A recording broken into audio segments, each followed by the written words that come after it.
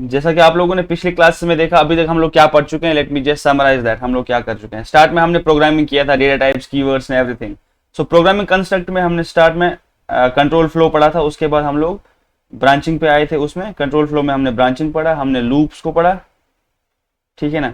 तो इसमें यहाँ पे हमने if else and everything we saw over here, और इससे पहले हम लोग डेटा टाइप्स वो सब पढ़ चुके हैं। तो this builds your core programming, ठीक है ना। कोर प्रोग्रामिंग आपको आ गया,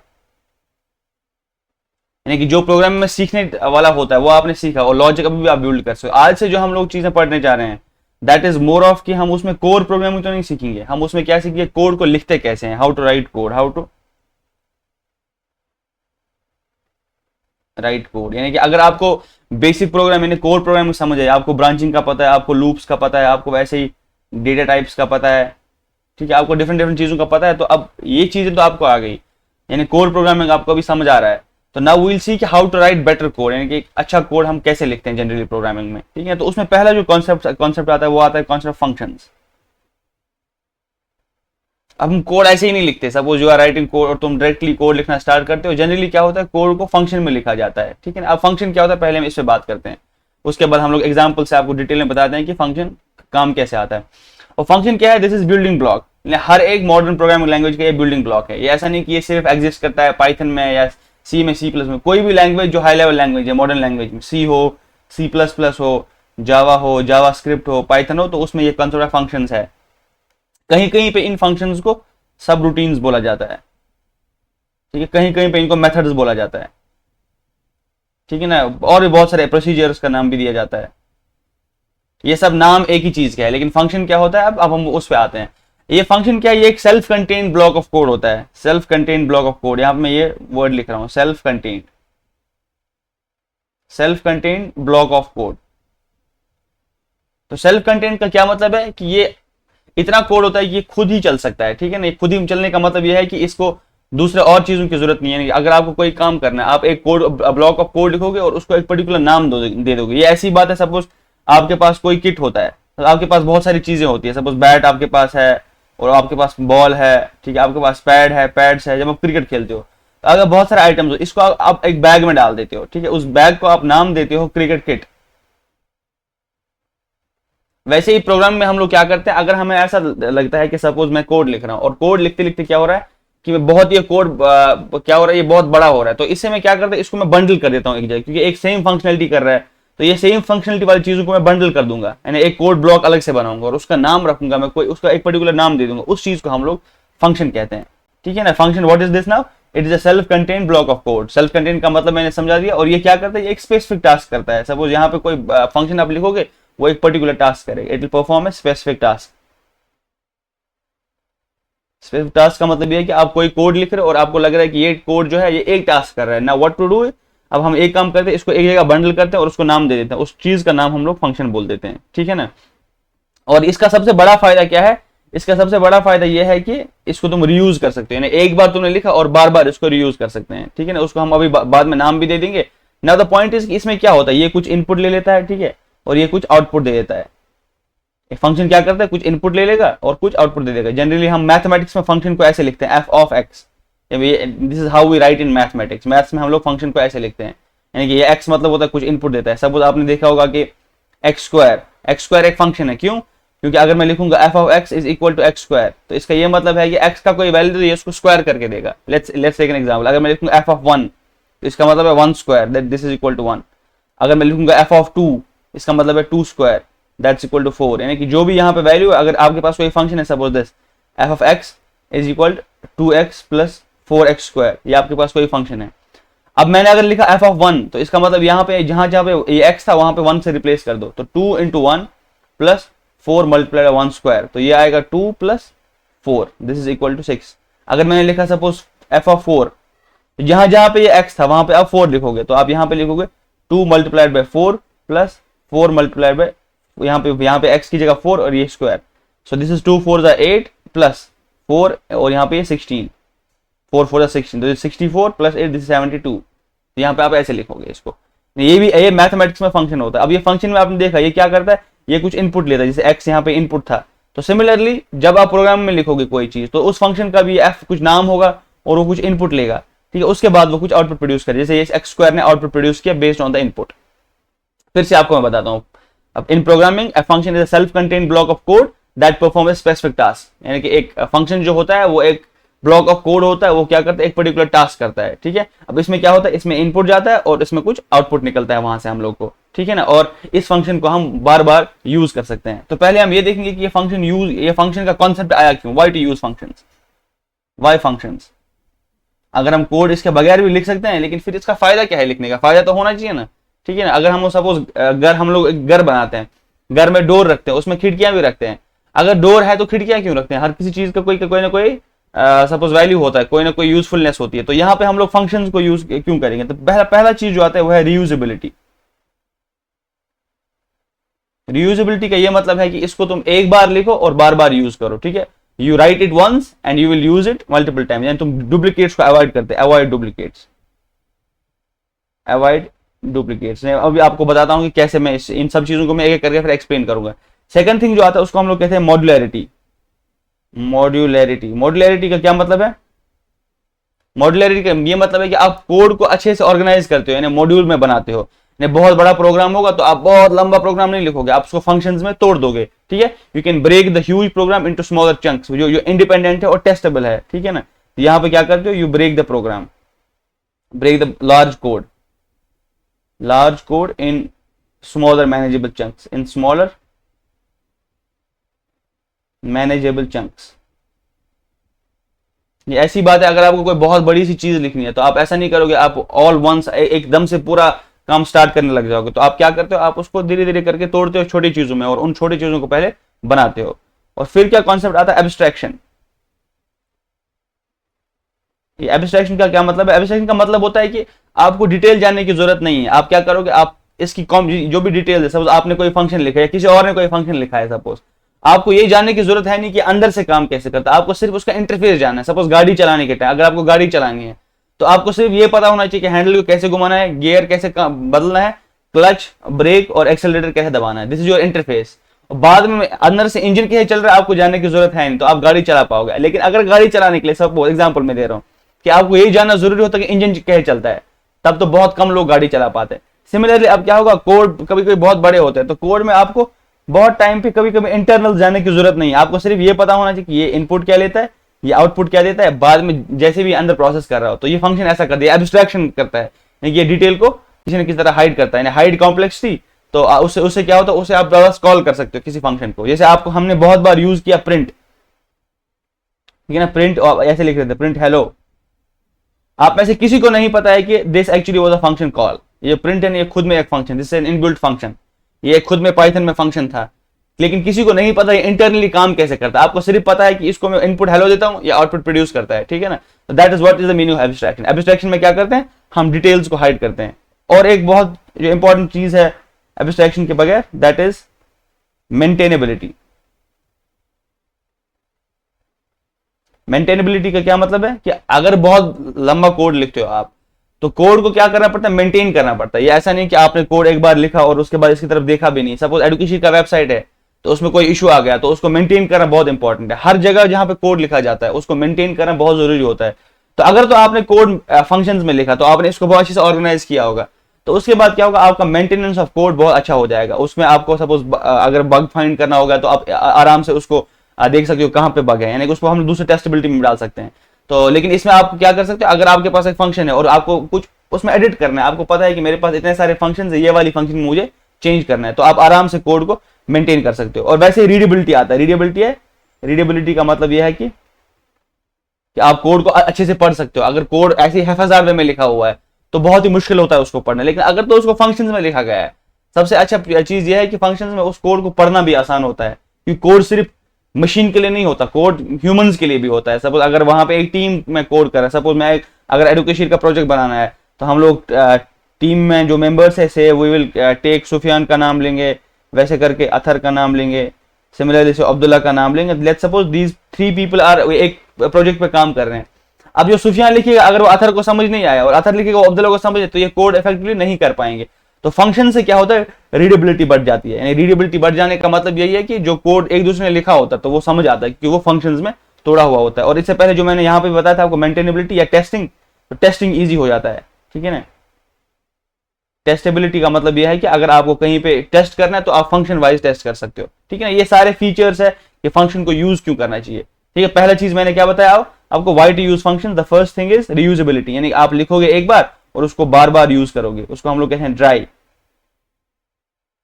ठीक है। Do not repeat yourself, आपको do not repeat yourself, आपको रिपीट नहीं करना खुद को। एक बार आपने कोई कोड लिखा उसको बार बार यूज कर सकते हो, तो उसको फंक्शन से हम लोग ये चीज कर सकते हैं। फिर मैंने बोला मॉड्युलैरिटी।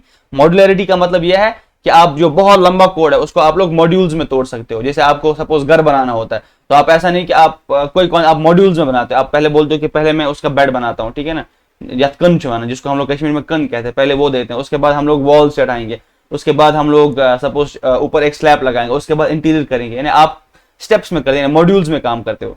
फिर मैंने आपको बोला एब्स्ट्रैक्शन। एब्स्ट्रैक्शन का क्या मतलब है कि आप जो इंटरनल कॉम्प्लेक्सिटी उसको हाइड करते हो, हाइड कॉम्प्लेक्सिटीज।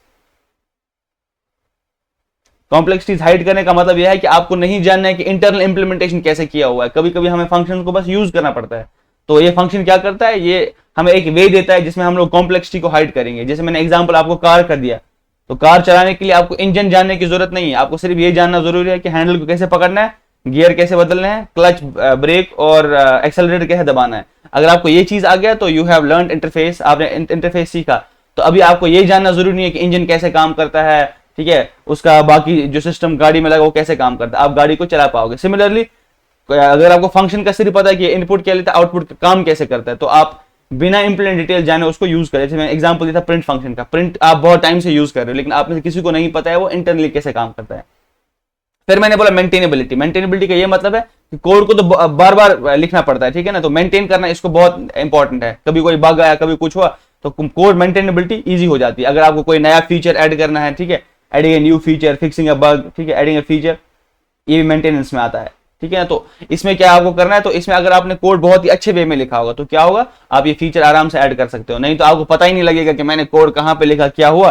तो इसलिए मेंटेनेबिलिटी बहुत इंपॉर्टेंट है। रीडेबिलिटी, अगर कुछ लोग टीम्स में काम कर रहे हैं तो टीम्स में एक दूसरे का कोड पढ़ना पड़ता है, तो अगर कोड में फंक्शंस लिखे गए हैं और हैफाज़ार वे में नहीं लिखा गया है कोड, तो उसकी रीडेबिलिटी आसान होती है। और टेस्टेबिलिटी का क्या मतलब है कि अगर आपको बग्स फाइंड करने हैं, अगर आपको लग रहा है कि प्रोग्राम जो है वो अच्छी तरह बिहेव नहीं कर रहा है तो मुझे उसमें बग्स फिक्स करने हैं, तो वो टेस्टिंग करना है उसका। तो अगर आपने फंक्शन में कोड लिखा, आप आराम से बता सकते हो ये प्रॉब्लम इस फंक्शन में है, मुझे इस फंक्शन को फिक्स करना है, ठीक है ना। जैसे गाड़ी में, अगर गाड़ी को हम ऐसे इंटरकनेक्टेड बनाते हैं, किसी चीज का नाम इंजन नहीं देते, किसी चीज का नाम हम सपोज कूलेंट नहीं देते, तो जब गाड़ी का कुछ प्रॉब्लम होता तो पता ही नहीं कहाँ प्रॉब्लम होता, ठीक है। तब हमें एक एक करके हर पार्ट को देखना पड़ता।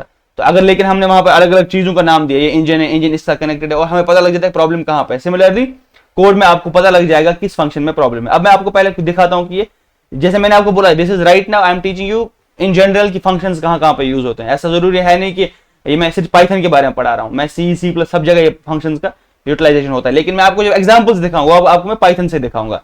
लेकिन क्या होता है कि ये कॉन्सेप्ट सेम बाकी लैंग्वेज में भी है। यहां तक सबको समझ आया? किसी को कोई क्वेश्चन? ना विल सी कि पाइथन में फंक्शन कैसे डिफाइंड होता है, ठीक है ना। पाइथन में हम लोग क्या करते हैं, पाइथन में हम लोग ऐसे इसका सिंटैक्स लिखते हैं।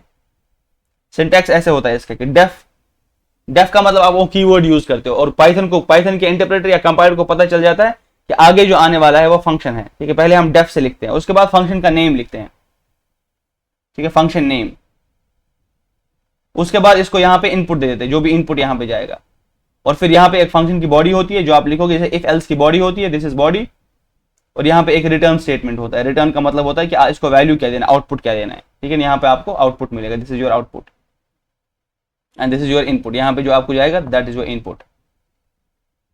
फिर आप देखोगे यहाँ पे पहले मैंने डेफ कीवर्ड लिखा, ठीक है ना। तो बहुत सारे फंक्शंस में अगर सी में लिखोगे वहां पे ऐसे लिखते हैं हम लोग इंट की डेटा टाइप या रिटर्न टाइप क्या होगा, उसके बाद फंक्शन का नाम दे देते हैं यहाँ पे। लेकिन पाइथन में आप क्या देख रहे हो कि यहाँ पे डेफ कीवर्ड होता है, पहले डेफ कीवर्ड के बाद फंक्शन का एक नाम दे देंगे, फिर यहाँ पे जो भी उनको हम लोग इनपुट्स देंगे, फिर फंक्शन की बॉडी लिखेंगे जहाँ पे इंप्लीमेंटेशन होगा, दिस इज आवर इंप्लीमेंटेशन, जहाँ पे हम लोग रियल कोड लिखेंगे, दिस इज इंप्लीमेंटेशन।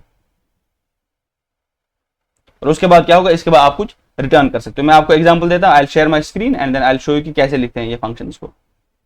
अगर मैं इसको गायब कर दूं और मैं आपको कोड स्क्रीन पे ले आता हूं तो यू विल सी कि कैसे हम लोग ये फंक्शन लिखते हैं। सपोज मुझे 2 नंबर्स को ऐड करना है। अभी तक आपको पता था कि ऐड कैसे करते हैं, अभी तक आप लोग कैसे ऐड कर रहे थे, आप लोग सपोज ऐड कर रहे थे a इज इक्वल दिस, और आप लोग पूरा ये दे रहे थे। Now what can we do is, मैं ऐसे कर सकता हूँ। Before adding let me show you a simple program simpler than that, कि आपको समझ आए। सपोज मुझे यहाँ पे किसी को ग्रीट करना है, मैं ग्रीट करना चाहता हूँ सपोज किसी भी बंदे को, तो मैं क्या करूंगा, डेफ, ठीक है, यहाँ पे मैंने डेफ लिखा पहले, फिर फंक्शन का नाम देता हूँ, मैं किसी को इस फंक्शन का नाम कुछ भी लिख सकते हैं, ग्रीट, ठीक है। फिर इनपुट ये जो लेगा, इनपुट का कोई पहले वेरिएबल लिखना है मुझे, इनपुट ये ले लेगा सपोज किसी का नाम, ये नाम इनपुट ले लेगा, और उसके बाद मैं क्या बोलूंगा, उसके बाद मैं इसको रिटर्न करने को बोलूंगा। यहाँ पे बॉडी मैंने उतना लिखा नहीं, रिटर्न, मैं यहाँ पे एफ स्ट्रिंग को रिटर्न कर रहा हूँ, एफ स्ट्रिंग, फिर मैं यहाँ पे लिख रहा हूँ हेलो, उस बंदे को मैं हेलो बोल रहा हूँ, हेलो किसको, नेम। अब देखो यहाँ ये मैंने कोड लिखा, अब यहाँ पे जो आपको दिखा दिस इज फंक्शन, ठीक है। अगर आपको यहाँ पे दिख रहा है दिस डेफ, मैंने कीवर्ड लिखा, उसके बाद फंक्शन का नाम लिखा, उसके बाद ये जो नेम है, दिस इज माय इनपुट, इसको मुझे इनपुट लेना है, इसको, इनको हम लोग पैरामीटर्स कहते हैं, ठीक है ना। यहाँ पे इनको फंक्शन के पैरामीटर्स कहते हैं, ये इनको हम लोग कहते हैं पैरामीटर्स। पैरामीटर मतलब क्या होता है, जो इनपुट में जाएगा उसको हम लोग पैरामीटर कहते हैं, ठीक है। और यहाँ पे मैंने रिटर्न लिखा। अब क्या होता है, अब फंक्शन को कॉल करना पड़ता है, you have to invoke function. ऐसा नहीं कि आपने फंक्शन लिखा तो ये खुद ही काम करेगा, नहीं, इसको इन्वोक करना पड़ता है, इसको कॉल करना पड़ता है। अब कॉल कैसे करते हैं, कॉल हम इसको नाम से करते हैं, आई विल शो यू दैट। अब क्या होगा, यहाँ पे मैं फिर से कोड पे आऊंगा, यहाँ पे मैं लिख सकता हूँ सपोज फंक्शन को, मैं इस यहाँ पे लिख रहा हूँ नेम या कुछ वेरिएबल मैंने रख दिया NAM, ठीक है, NA। यहाँ पे मैं फिर क्या कर रहा हूँ, इनपुट एंटर योर नेम, ठीक है। मैं लिख सकता हूँ कि अपना नाम एंटर करो, एंटर योर नेम। अगर मैंने सिर्फ इतना किया, ठीक है, तो ये सिर्फ इतना कोड चलेगा, ये कोड लाइन चलेगा, लेकिन ये कभी नहीं चलेगा क्योंकि इसको कभी कॉल ही नहीं किया गया इस कोड को। ये खुद ब खुद नहीं चलता, ये तभी चलेगा जब इसको कॉल किया जाए। लेट्स सपोज मैं ऐसे रन करूंगा, तो यहाँ पे ये लिखा रहा है एंटर योर नेम, मैंने लिखा माय सपोज हेलो, मेरा नाम हेलो है सपोज, इसने कुछ भी नहीं किया। अब कुछ भी ना करने का क्या मतलब है, इसका मतलब सिर्फ एक लाइन रन हुआ, दैट इज दिस, एक ही लाइन रन हुआ, ये लाइन नंबर 4 रन हुआ। लेकिन मुझे रन ये भी करना था, तो इसका मतलब मुझे इसको कॉल करना था। Once I get this name, जैसे मुझे इनपुट में मिला, तब मुझे क्या करना है, मुझे फंक्शन कॉल करना है। मैं क्या करूंगा, मैं यहाँ पे लिखूंगा ग्रीट, यानी फंक्शन का जो नाम है इसको मैं पुकारूंगा, और यहाँ पे क्या करूंगा, ये जो यहाँ पे मैंने NA दिया, ये इसको मैं एज एन इनपुट दे दूंगा, और फिर क्या होगा, ये इस फंक्शन में जाएगा और यहाँ पे ये इस फंक्शन को रन करेगा। जैसे इसको ऐसा मान लो एक एंटिटी है, एक इंसान है, इंसान की तरह है। सपोज इंसान को जब कॉल करते वो सुनता है, ठीक है ना। ये ऐसे ही आपके पास ये फंक्शन जो है ये क्या करेगा, इसको जब यहाँ पे कॉल करोगे तभी ये सुनेगा, और आपने इसको आर्गुमेंट यहाँ पे क्या दिया, पैरामीटर, यहाँ पे इसने इनपुट ले लिया। जब मैं इसको रन करूंगा तो अब यहाँ पे देखूंगा एंटर योर नेम, सपोज मैं लिखूंगा से अब्दुल्ला जैसे मैंने लिखा, तो यहाँ पे आप देखोगे ये इसने रिटर्न किया। अब रिटर्न को मुझे प्रिंट भी करना पड़ सकता है, तो मैं यहाँ पे प्रिंट में कर सकता हूँ, ठीक है ना। यहाँ पे इसको प्रिंट कर सकता हूँ मैं, इसने रिटर्न किया, मैंने प्रिंट नहीं किया था। Let's see, will run it again, Abdullah, तो यहाँ पे आप देखोगे इसने लिखा हेलो अब्दुल्ला, ठीक है। यहाँ पे इसने क्या किया, इसने मुझे ये पोर्शन रिटर्न कर दे, और मैं इसको प्रिंट कर रहा हूँ। मैं यहीं पे प्रिंट करा सकता हूँ, रिटर्न की जगह मैं प्रिंट करा सकता हूँ, लेकिन रिटर्न करना जनरली अच्छा होता है क्योंकि आप बाद में इसको मॉडिफाई भी कर सकते हो। मैंने क्या लिखा, प्रिंट ग्रीट NA, यानी ग्रीट NA ने क्या किया, ये ग्रीट जो है यहाँ पे ये कॉल हुआ, और इस नेम की जगह क्या हुआ, NA आ गया, और इसने लिखा हेलो और यहाँ पे अब्दुल्ला, और फिर मुझे रिटर्न वापस दे दिया, वो मैंने यहाँ से वो प्रिंट कर दिया। तो यहाँ पे इस चीज को हम लोग कहते हैं फंक्शन कॉल, फंक्शन को कॉल करना। ये जो यहाँ पॉइंट है ये वाला, this is called as function calling, आपने फंक्शन को कॉल किया, या इसी को हम लोग कहते हैं इन्वोक करना।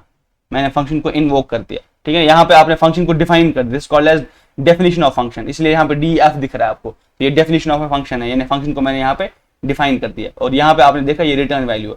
तो यहाँ पे हम लोग इनको क्या बोलते हैं, this is called a parameter, ठीक है ना। जब हम लोग चाहते हैं कि इनपुट आए, लेकिन जब एक्चुअल इनपुट देते हैं उसको हम लोग आर्गुमेंट कहते हैं, this is called as argument. Argument क्या होता है, आर्गुमेंट होता है एक्चुअल वैल्यू देना, जो एक्चुअल वैल्यू इनपुट में हो जाएगा, दैट्स आर्गुमेंट। और इन जनरल जो हम वेरिएबल यहाँ पे लिखते हैं उसको हम लोग पैरामीटर बोलते हैं, कि ये parameter name is a parameter. लेकिन ये NA जो यहाँ पे है, this NA is an argument. Argument और पैरामीटर सेम है, डिपेंड्स ऑन वैल्यू, कि अगर वो एक्चुअल वैल्यू है तब तो आर्गुमेंट बोलेंगे, अगर वो एक्चुअल वैल्यू नहीं है तब तो उसको हम लोग पैरामीटर बोलेंगे। अब आपने क्या देखा फंक्शन में, फंक्शन में पहले ये कीवर्ड आपने देखा डेफ पाइथन में होता है, उसके बाद जो सब में जेनरिक है, फंक्शन का अपना एक नाम होता है, फंक्शन में पैरामीटर होते हैं जो इनपुट होता है, और फंक्शन का रिटर्न टाइप होता है। रिटर्न ये कुछ भी नहीं कर सकते, ये सिर्फ प्रिंट करके, ऐसे हम लोग रिटर्न के बगैर भी लिख सकते हैं फंक्शन को, ठीक है ना। अगर मैं आपको यहाँ पे दिखाऊं, ये फंक्शन में रिटर्न के बगैर लिख सकता हूँ। अगर मैं यहाँ पे प्रिंट लिख दूं, सपोज इसको मैं हटा के प्रिंट लिखता हूँ, जरूरी नहीं है, ये रिटर्न जो है ये ऑप्शनल है, ये कभी क्या, ये उसके बाद क्या करता है, ये इट डजंट रिटर्न एनीथिंग। तो यहाँ पे मैं क्या कर, अगर मैं सिर्फ ये प्रिंट अब हटा देता हूँ, तो मैं सिर्फ ग्रीट NA कर देता हूँ, तो जैसे मैंने ये किया, अगर मैं रन कर दूं तो ये क्या, एंटर योर नेम, सपोज मैं नाम लिखता हूँ अथर का, जैसे ये एंटर हुआ हेलो अथर, तो इसने यहीं पे प्रिंट कर दिया, और रिटर्न स्टेटमेंट में इसने मुझे कोई चीज रिटर्न नहीं दिया अभी, ठीक है ना। तो यहाँ पे मैं सिर्फ यहाँ ये फंक्शन को कॉल कर, लेकिन कॉल करना जरूरी है, अगर मैं कॉल नहीं करूंगा इस फंक्शन को तो ये फंक्शन नहीं चलेगा, तो ये सिर्फ ये वाला लाइन चलाएगा, ठीक है ना। तो ये एंटर योर नेम जैसे मैंने किया, तो अगर मैं नाम लिखूंगा सपोज फिर से हेलो, तो ये कुछ नहीं दे रहा है। तो यू कैन सी ये जो इनपुट है ना, ये खुद में फंक्शन है, ठीक है। This input is in itself a function, ये भी खुद में फंक्शन है, क्योंकि यहाँ पे भी आप देखो ना इसका बिल्कुल सिग्नेचर, इसका अपना नाम है, ये यहाँ पे ये आर्गुमेंट इनपुट लेता है, सपोज जिसको हमने यहाँ पे ये एंट्री और नेम दे दिया और इसने कुछ आउटपुट किया, उसको मैंने यहाँ पे असाइन कर दिया। These things are called as built in function. अब फंक्शन में टाइप्स होते हैं, पहला टाइप क्या है, built in functions. Built in functions कौन से फंक्शंस है, वो वाले फंक्शंस जो पहले ही लैंग्वेज में डिफाइंड होते हैं। सपोज आपके पास बिल्ट इन फंक्शन प्रिंट था, आपके पास बिल्ट इन फंक्शन मैक्सिमम था, मिनिमम था, आपने बिल्ट इन फंक्शन में इनपुट देखा, तो ये सब फंक्शन जो आप बहुत टाइम से यूज करते आ रहे हो, वो पहले ही पाइथन लैंग्वेज में बिल्ट इन थे, यानी उसमें पहले से बनाए गए थे। दूसरा टाइप का फंक्शन होता है user defined functions. User defined functions, user defined function क्या होते हैं, ये ऐसी फंक्शंस होती है जो यूजर डिफाइन करता है, सिंपल, ठीक है ना। जैसे मैंने कोई फंक्शन अभी डिफाइन किया, उसका मैंने नाम रखा था ग्रीट, तो वो ग्रीट क्या था, that was a user defined function, तो वो मैंने खुद से डिफाइन किया, ठीक है। बिल्ट इन फंक्शंस का मतलब ये होता है ये ऐसी फंक्शंस है जो फंक्शंस पहले से ही प्रोग्रामिंग लैंग्वेज में दी गई है। जैसे पाइथन में प्रिंट दिया गया था, मैक्सिमम मिनिमम इनपुट, वैसे करके हमने बहुत लेंथ वाला फंक्शन यूज किया, रेंज वाला फंक्शन यूज किया। अगर आप देखो वो range also is a function, जब हमने वो फॉर लूप में रेंज यूज किया था, तो ये सारी चीजें जो आपने देखी ना वो फंक्शन में आती है। तो ये बिल्ट इन फंक्शन थे जो हमें प्रोग्रामिंग लैंग्वेज वहीं से दे देती है। लेकिन यूजर डिफाइंड फंक्शन कौन सी फंक्शन है, जो मैं खुद बनाऊंगा। फिर से मैं आता हूँ, फंक्शन में क्या है इंपॉर्टेंट, फंक्शन का एक कीवर्ड यहाँ पे ऊपर डेफ होता है, उसके बाद फंक्शन का नेम है, उसके बाद इनपुट में क्या जाता है, उसको हम लोग पैरामीटर कहते हैं। पैरामीटर कब कहते हैं, जब वो जनरली डिफाइन होंगे, दिस इज पैरामीटर। लेकिन जैसे उनको एक एक्चुअल वैल्यू दिया जाएगा, इनपुट दिया जाएगा, उसका उस टाइम पे आर्गुमेंट कहते हैं। फिर फंक्शन की एक बॉडी होती है, फिर फंक्शन का एक रिटर्न टाइप होता है जिसको हम लोग आउटपुट कहते हैं, ठीक है ना। यहां तक किसी को कोई क्वेश्चन, कोई डाउट? तो अभी तक आपको क्या चीज याद रखनी है, तो फिर से मैं आता हूं फंक्शन पे। तो फंक्शन का एक नाम होता है, फंक्शन का एक पर्टिकुलर नाम होता है और उसमें आर्गुमेंट होते हैं। आर्गुमेंट मतलब जो इनपुट लेगा वो, लेकिन वो एक्चुअल इनपुट्स नहीं होते, ठीक है। आर्गुमेंट्स मतलब एक्चुअल इनपुट्स, सॉरी यहाँ पे पैरामीटर्स में लिखूंगा, पैरामीटर्स। पैरामीटर्स मतलब होता है कि जो एक्चुअल इनपुट नहीं होगा, लेकिन वो हम एज ए वेरिएबल स्टोर करेंगे जो इनपुट ले सकता है, और इन्हीं को हम लोग आर्गुमेंट्स कहेंगे बाद में, जब हम लोग एक्चुअल इनपुट देंगे वहां पे, तो आर्गुमेंट आएगा उसका नाम, जब हम फंक्शन को कॉल करते हैं। तो फंक्शन नेम होता है, पैरामीटर होता है, यानी कि क्या इनपुट लेना है इसको। फंक्शन की एक बॉडी होती है, तो बॉडी का मतलब है जहां पे आप सही में कोड लिख देते हो, और उसके बाद फंक्शन का एक रिटर्न टाइप होता है, रिटर्न करता है, function return. These are the things that a function has. अगर मैंने ऐसा लिखा सब अभी जो मैं लिख रहा था आपके डेफ, यहाँ पे मैंने लिखा डेफ ग्रीट, और उसके बाद ये पैरेंथेसिस, और यहाँ पे मैं इनपुट दे रहा हूँ, तो इस चीज को हम लोग कहते हैं फंक्शन सिग्नेचर। जो आपको यहाँ पे दिख रहा है ना, ये ग्रीट और ये, इसको हम लोग कहते हैं function signature. Function signature, function signature का क्या मतलब है कि ये फंक्शन दिखता कैसा है, ठीक है ना। ग्रीट और इसका इनपुट होता है, जैसे आपने प्रिंट देखा, उसका अपना सिग्नेचर था, ग्रीट का अपना सिग्नेचर होगा, इनको हम लोग फंक्शन सिग्नेचर कहते हैं। फिर हमने देखा कि बिल्ट इन फंक्शंस क्या होती है और यूजर डिफाइंड फंक्शंस क्या होती है। अभी हम एग्जांपल देते हैं, ठीक है। अभी हम बहुत सारा कोड लिखेंगे तो आपको ये सारी चीजें समझ आएंगी। फिर से मैं आपको कोड पे ले जाता हूँ। अभी हम लोग जनरली आपने देखा हम दो नंबर्स को ऐड कर देते हैं। अगर हम अब देखो हर एक चीज को हम लोग देखना है, मॉड्यूलराइज करते हैं कोड को, रीडेबल बनाते हैं।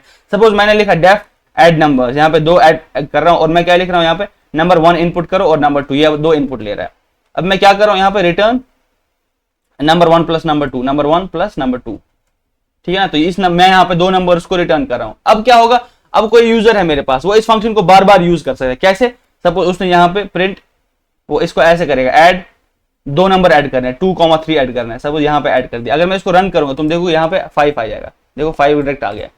तो यही चीज अब आप नंबर चेंज करोगे यहाँ पे, अब क्या करोगे, आप नंबर यहाँ पे 10 लिखोगे और 15 लिखोगे, फिर से इसको रन करोगे, देखो ये दूसरा आउटपुट देगा 25। और यहीं पे इसको कॉपी पेस्ट कर सकते हो। देखो यहाँ पे मैं इसको कॉपी करता हूँ और फिर से मैं पेस्ट करता हूँ यहाँ पे। अगर मैंने इसको पेस्ट किया, पहले मैंने 10 15, इसके बाद मैं सपोज दूंगा 105 एंड 64, ऐसा कुछ। और जैसे मैं रन कर, आप देखो ये कोड जो है बार बार यूज हो रहा है, जो मैंने पहला चीज बोला था आपको, रीयूजेबिलिटी। देखो ये कोड यहाँ पे यूज हुआ, एड 10,15, दो आर्ग्यूमेंट्स यहाँ पे दिए थे, और यहाँ पे डिफरेंट आर्ग्यूमेंट्स दिए। इनको पैरामीटर कहते हैं जब फंक्शन में डिफाइन किया था मैंने, और इनको मैं आर्ग्यूमेंट्स कहता हूँ जब मैं इनको यूज कर रहा हूँ यहाँ पे। तो 10,15 को रन किया तो 25 आएगा, 105 प्लस 64 तो 169 आएगा। तो जैसे मैं रन करूंगा तो वो 25 और 169। तो पहले आपने देखा कैसे कोड को रीयूज करते हैं, बार बार मैं इसी कोड को रीयूज कर रहा हूँ, मुझे बार बार नहीं लिखना पड़ रहा है। मैं इसको अब 1000 बार रीयूज कर सकता हूँ, 2000 बार रीयूज कर सकता हूँ। और मॉड्यूल, आप सपोज मल्टीप्लीकेशन भी करना है, तो मैं क्या लिखूंगा, डेफ मल्टीप्लीकेशन, ठीक है। और इसमें भी क्या जाएगा, इसमें नंबर 1 और नंबर 2 इनपुट जाएगा, और ये क्या करेगा, दिस विल रिटर्न, ये रिटर्न क्या करेगा, नंबर 1 मल्टीप्लाइड बाय नंबर 2, यहाँ पे आप देख सकते हो। अब आप इसको भी यूज कर सकते हो। अब ये ऐड की जगह आप क्या लिखोगे, मल्टीप्लीकेशन। सपोज मैं ये कॉपी कर रहा हूँ और इसको यहाँ पे पेस्ट कर रहा हूँ और यहाँ पे लिख रहा हूँ मैं MUL, यानी यहाँ पे मैं फंक्शन को कॉल कर रहा हूँ। और जैसे मैंने रन किया आप देखोगे मल्टीप्लीकेशन 25 169 27, यहाँ पे मल्टीप्लीकेशन किया। आप देखो कोड को मैंने मॉड्यूलराइज किया, मैंने अलग अलग मॉड्यूल्स में लिखा, ऐड को अलग लिख दिया, मल्टीप्लीकेशन को अलग लिख दिया, ठीक है ना। तो जो मैं आपको पहले वो फीचर बताया, रीडेबिलिटी तो आपको दिख ही रहा होगा, या इसको तो आराम से रीड कर सकते हैं। और रीडिंग एनहांस करने के लिए हम लोग एक डॉक स्ट्रिंग भी लिखते हैं, ऐसे करके ट्रिपल कोट्स में लिखते हैं। ट्रिपल कोट्स का क्या मतलब है, तो आप इसके बीच में लिख सकते हो adds two numbers, adds two numbers. ये रन तो नहीं करेगा जस्ट लाइक स्ट्रिंग, ये स्ट्रिंग की तरह है, लेकिन इसको हम लोग डॉक स्ट्रिंग कहते हैं। डॉक स्ट्रिंग मतलब होता है डॉक्यूमेंटेशन स्ट्रिंग, यानी ये काम आती है जब बहुत बड़ा बड़े प्रोग्राम लिखते हैं तो उसमें ये डॉक स्ट्रिंग जनरली लोग लिखते हैं, ठीक है ना। यहाँ पे ऐसे लिख सकते हो एक docstring. Docstring run तो नहीं होगा, लेकिन इसको आप रीडेबिलिटी के लिए यूज कर सकते हो। जब आपके साथ बहुत लोग कोड कर रहे होंगे तो आप डॉक स्ट्रिंग को यूज कर सकते हो। मल्टीप्लाइज टू नंबर्स, ठीक है। ये चलेगा नहीं, ये जो लाइन है ये नहीं चलेगा, ये कंपाइलर और इंटरप्रेटर इसको रन नहीं करता है, इसको सिर्फ यूजर के लिए लिखा जाता है, यानी प्रोग्रामर्स के लिए लिखा जाता है। जब मैं रन करूंगा तो यहाँ पे आप देख सकते हो 25 169 720। मैं इस मल्टीप्लीकेशन को और यूज कर सकता हूँ, यू कैन सी यहाँ पे ऊपर मैं यूज करूंगा इसको। अगर मैंने यहाँ पे नंबर मल्टीप्लाई करना है 56, 64, तो जैसे मैंने रन किया तो आप देखोगे बार बार रीयूज भी हो, देखो रीयूज भी हो रहा है, ठीक है। मॉड्यूलराइज मैंने आपको दिखाया कि डिफरेंट मॉड्यूल्स में मैंने इसको ब्रेक कर दिया। और अब बग फिक्सिंग भी इजी है, टेस्टेबिलिटी इजी है। अगर तो ऐड में कुछ प्रॉब्लम है, सपोज यहाँ पे कुछ प्रॉब्लम है, मैं यहाँ पे डॉट लिख रहा हूँ और मैं यहाँ पे रन कर रहा हूँ, देखो यहाँ पे कुछ एरर बता रहा है, रिटर्न नम डॉट 1, यहाँ पे इनवैलिड सिंटैक्स। यानी अब मुझे पता है कि इस फंक्शन में प्रॉब्लम है, तो मैं इसी फंक्शन को डिबग करूंगा, बाकी कोड मेरा चलेगा। सपोज मैं ऐसा कर सकता हूँ, मैं सोच रहा हूँ कि मुझे बाकी कोड देखना है, मैं इस फंक्शन को कमेंट कर देता हूँ, मुझे देखना है कि बाकी कोड चल रहा है क्या, कि जहां जहां पे ऐड है वहां पे उसको मैं हटा दे रहा हूँ। मैं सिर्फ क्या कर, अभी मल्टीप्लीकेशन लिए चेक करूंगा, तो मल्टीप्लीकेशन चल रहा है मेरा, तो इसका मतलब मेरे एडिशन में प्रॉब्लम है, ठीक है। तो अब मैं क्या करूंगा, मैं यहाँ पे एडिशन को देखूंगा कि कहाँ पे प्रॉब्लम है, और मुझे पता है कि यहाँ पे मैंने ही प्रॉब्लम इंट्रोड्यूस किया था।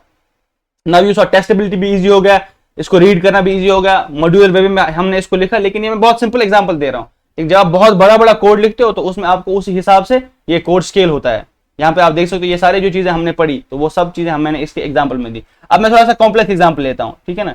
से मैं एग्जाम्पल लेता हूँ कि मेरे पास कोई नंबर है, उसका मैं क्या करता हूँ, so I will take an example, एक बड़ा सा एग्जाम्पल, एरिया कैलकुलेट करना, मुझे एरिया कैलकुलेट करना है। सपोज मैं कैसे एरिया कैलकुलेट करूंगा, मैं यहाँ पे एक पेस्ट कर रहा हूँ फंक्शन, यहाँ पे आप देख पा रहे हो, देखो ये डॉक स्ट्रिंग में पूरा लिखा है ये फंक्शन काम कैसे करता है, ठीक है ना। यहाँ पे आप देख सकते हो कि पहले यहाँ पे लिखा हुआ, if you can see over here, def a calculate area, तो एरिया कैलकुलेट करो। तो यहाँ पे मैंने एक डॉक स्ट्रिंग लिखा, compute the area of circle, और आर्गुमेंट क्या लेता है, रेडियस, और रेडियस कौन सा टाइप का है, float, the radius of a circle. फिर रिटर्न क्या करता है, एक float value, that is pi r square. तो यहाँ पे मैंने कुछ इंपोर्ट किया है from math import p pi मैंने इंपोर्ट किया, और पाई, अगर आप पाई नहीं करोगे यहाँ पे 3.14 लिख सकते हो। अगर आपको ये लाइन थोड़ा डिस्टर्ब कर सकता है तो इसको हटा के, क्योंकि हम बाद में पढ़ेंगे कि ये लाइब्रेरीज क्या होती है, तो यहाँ पे हम लोग 3.14 करेंगे, ठीक है। अब आप कोई भी इसको यहाँ पे मैं क्या कर रहा हूँ, अगर मैं हेल्प कैलकुलेट कर रहा हूँ तो इसका मतलब मुझे ये डॉक स्ट्रिंग दिखाएगा।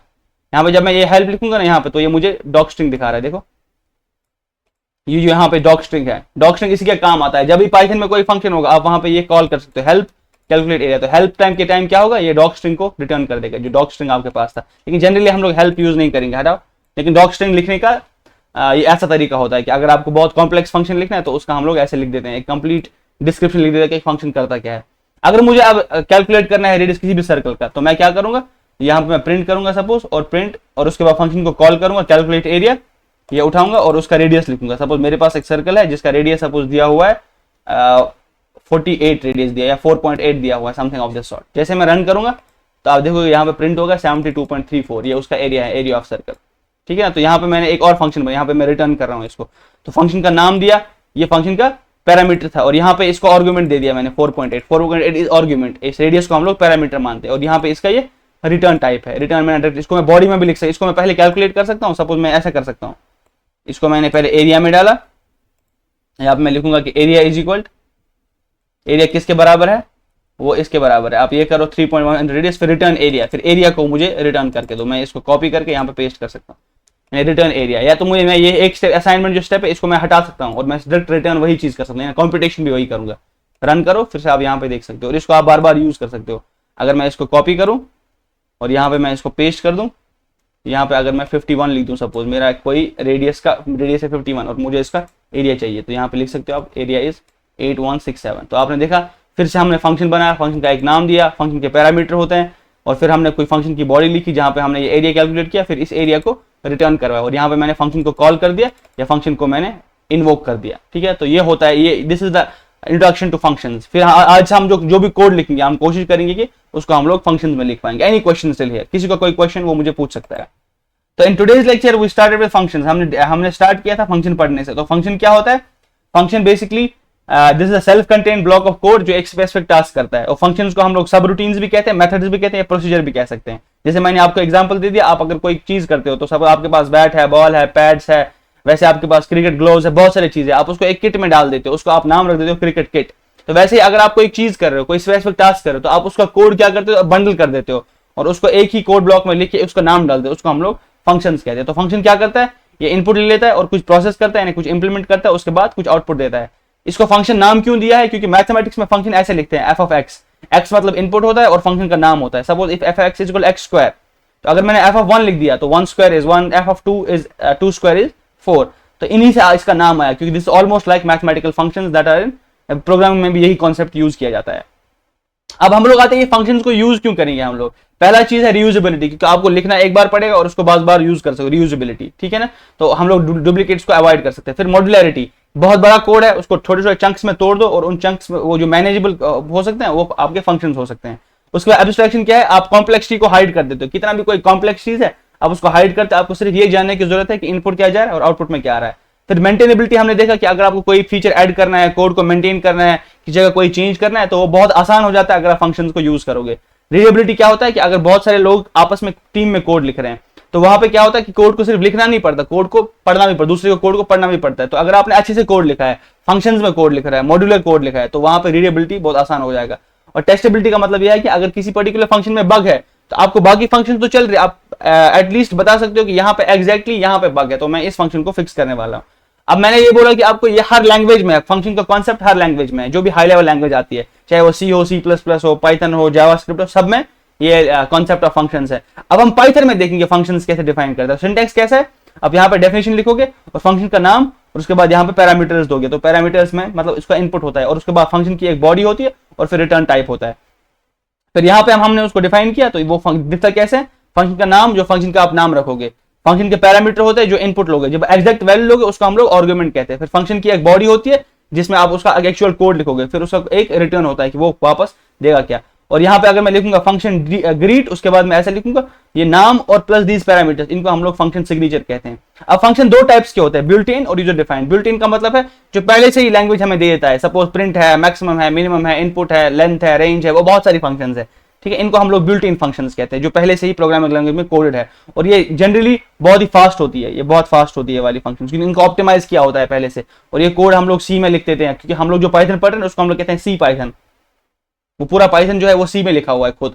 उसके बाद यूजर डिफाइंड फंक्शंस है, वो कौन सी फंक्शंस है जिनको यूजर खुद से डिफाइन करता है, यानी यूजर की कोई नीड है उसके हिसाब से वो डिफाइन करेगा। तो ये आपका इंट्रोडक्शन ऑन पाइथन या फंक्शंस था। तो इसको हम लोग आगे लेके चलेंगे और हम लोग आज से जो भी कोड लिख रहे हैं हम लोग कोशिश करेंगे उसका पूरा फंक्शन में लिखने की। So with this I will stop the recording. किसी का कोई क्वेश्चन है?